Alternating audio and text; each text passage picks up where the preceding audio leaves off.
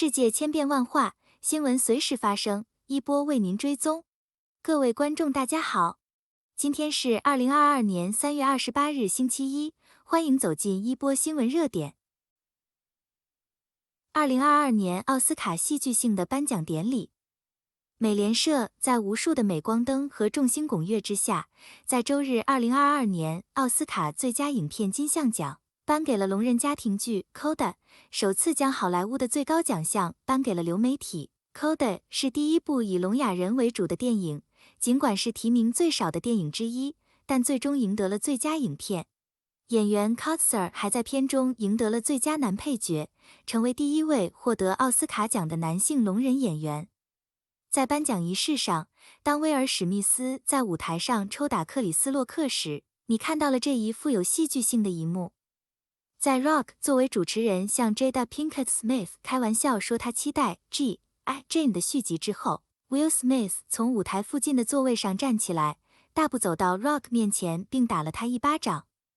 这一刻震惊了杜比剧院的观众。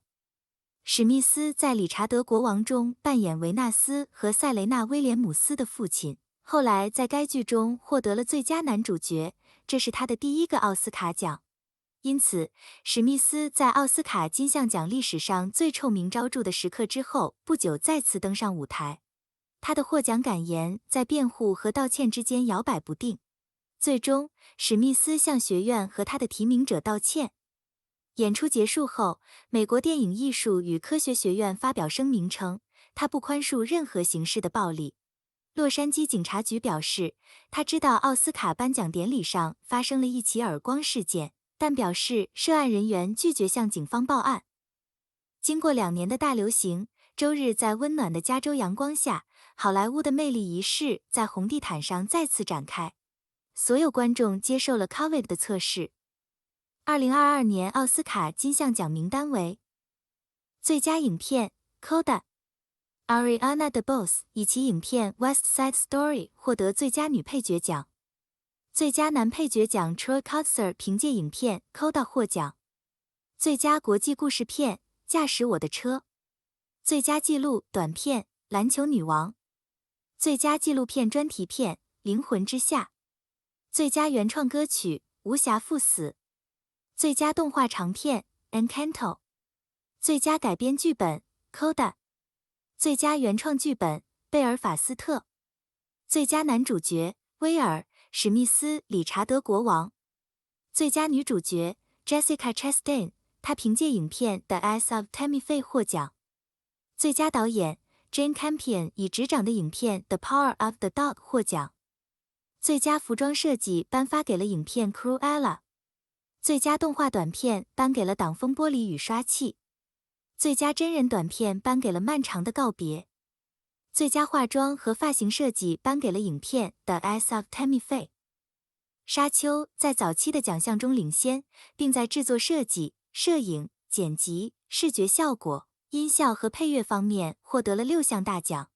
上至与十环传奇和金氏便利的主演刘思摩身着红色西装，与蒂芙尼·哈迪什作为颁奖嘉宾一起颁发了最佳国际故事片奖。在今年的电视转播的调整背后，是对奥斯卡快速下降收视率的担忧。虽然下降在所有的主要网络颁奖典礼上都很常见，但去年的节目只吸引了大约1000万观众，不到前一年2360万观众的一半。10年前，它接近4000万。今年这个戏剧性的耳光会有助于提高收视率吗？孟晚舟获释以来首次公开亮相。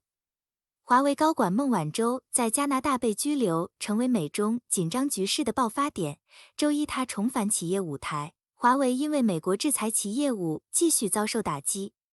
这位首席财务官自获释以来首次露面是在深圳的一次财报发布会上，并回答了记者的提问。这家中国科技巨头表示，2021年的收入为6368亿元人民币，999亿美元，比上一年下降了近29%。然而，利润却飙升至1137亿元人民币，178亿美元，同比增长约76%。这标志着2020年公司业务的显著改善。该公司轮值董事长郭平说：“我们设法熬过了2021年，但是我们生存的战斗还没有结束。”孟在一份声明中说：“尽管2021年收入下降，但我们盈利和产生现金流的能力正在增加，我们更有能力应对不确定性。”他还简要地提到了他个人的磨难，说在他被迫离开的那段时间里，世界发生了很大的变化，在过去的6个月里，我一直在学习并试图赶上。近年来，华为越来越受到美国制裁的打击，切断了该公司为其设备获取关键部件的能力。美国政策制定者长期以来一直声称华为构成国家安全风险，声称中国政府可能利用该公司的设备进行间谍活动。该公司一再否认这些指控，并努力提高其市场地位。华为一直在坦诚对由此造成的损害。2020年，他宣布生存的目标是应对美国政府持续的侵略性扼杀行动。曾经是世界领先，其智能手机业务受到的打击尤其严重，因为它获得芯片的能力继续受到影响。作为回应，华为已经转向了其他领域。它报告了其他消费电子产品的销售增长，例如可穿戴技术，并表示其 5G 技术的工业应用已被证明是一个亮点。Bloomberg， 加拿大央行4月将倾向加息 0.5 个百分点。加拿大央行一位高级官员的鹰派言论导致市场认为下个月将加息0.5个百分点。彭博社周一跟踪的数据显示，交易员已将央行在4月13日隔夜利率目标上调50个基点的可能性约定为 75%。周五，加拿大央行副行长 Sharon Kazicki 在一次演讲中表示，央行准备采取有力行动来控制通胀，通胀率已大幅高于该行 1% 至 3% 的目标区间。他的言论促使花旗经济报告告知客户，现在预计加拿大央行在4月、6月和7月的政策会议上将加息0.5个百分点，预计到年底将把央行的政策利率推高至 2.75%。加拿大统计局最新的消费者物价指数显示，2月份通货膨胀率同比增长 5.7%， 是1991年8月以来的最高水平。自去年4月大流行扰乱全球供应链以来，该国的通货膨胀率一直高于加拿大央行的目标区间。加拿大央行的主要利率目前为 0.5%， 此前该利率在3月2日上调了 0.25%。为什么拜登对普京的脱稿言论如此危险？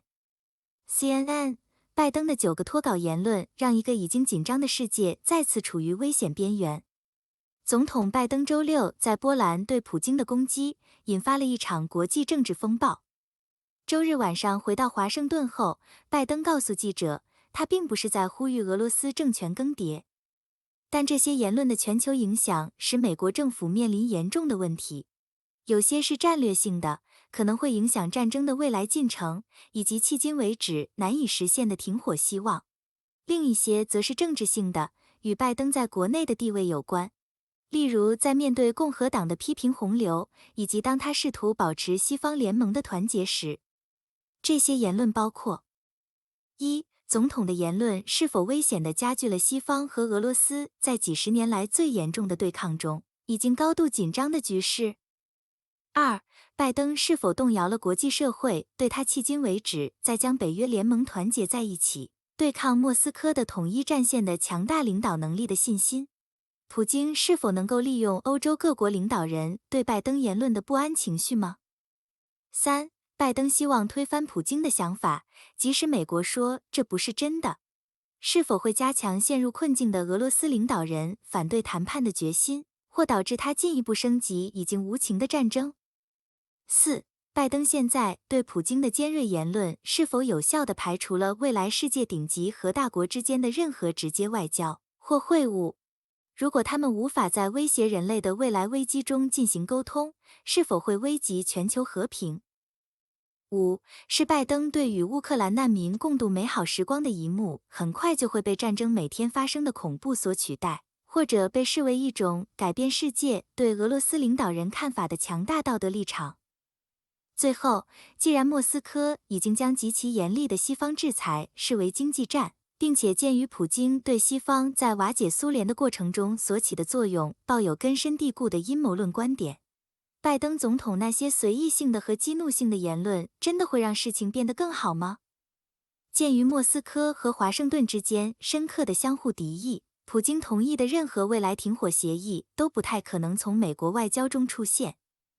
但任何最终协议，以及防止世界两大核大国之间危险升级的长期目标，都取决于他们之间的对话。已经很难看出拜登如何能够见到一位被他称为战犯的俄罗斯领导人。本周末的事件使这变得更加困难。虽然美国在莫斯科的目标不是政权更迭，但在普京仍然掌权的情况下，很难看到任何有意义的对话。谢谢各位的收看，一波帮助海外华人及时追踪全球各地发生的新闻热点。如果对您有帮助，欢迎点赞、订阅和分享。下期不见不散哦。